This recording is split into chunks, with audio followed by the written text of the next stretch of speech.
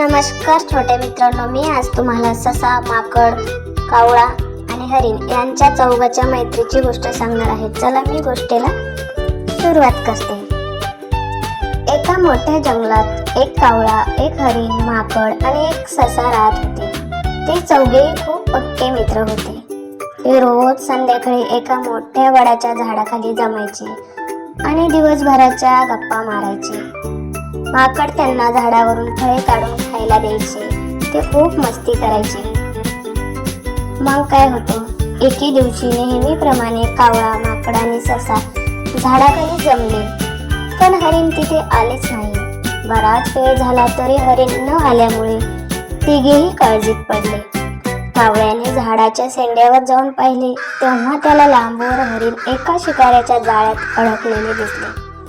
कावळ्याने लगेच खाली येऊन मित्रांना सांगितले, मित्रांनो, आपला मित्र हरिण संकटात आहे.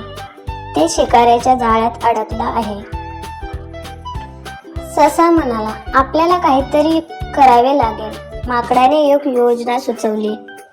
ससा धावत शिकाऱ्याच्या वाटेवर गेला आणि वाटेत मेलेले असल्याचं नाटक करून झोपला. कावळा सशाच्या डोक्यावर बसून त्याला टोचत असल्याचं नाटक करू लागला. तेवढ्यात तिथून शिकारी येत होता. त्याला वाटलं, अरे वा, आज तर जाळ्यात अडकलेल्या हरिणासोबत हा ससाही फुकट मिळाला. शिकाऱ्याने आपल्या हातातील जाळ्याची काठी बाजूला ठेवली आणि तो सशाकडे धावला. ससा मेलेला आहे असं समजून तो जवळ गेला. नेमकी त्याच संधीची वाट पाहत होते ते चौघे मित्र.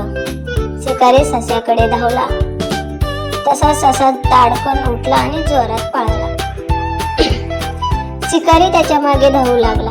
इकडे माकड झाडावरून वेगाने खाली आले आणि त्याने आपल्या हाताने जाळ्याची काठी सैल केली, तर कावळ्याने आपल्या अणकुचीदार चोचीने जाळे तोडण्यास मदत केली. काही सेकंदातच हरिण मुक्त झाले आणि जंगलाच्या झाडीत लपून गेले. जेव्हा शिकारी सशाला पकडू न शकल्यामुळे परत आला तेव्हा त्याला तिथे रिकामे जाळे दिसले.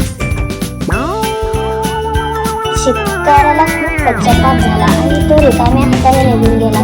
कावळा, हरिण, माकड आणि ससा पुन्हा आपल्या वडाच्या झाडाखाली एकत्र आले.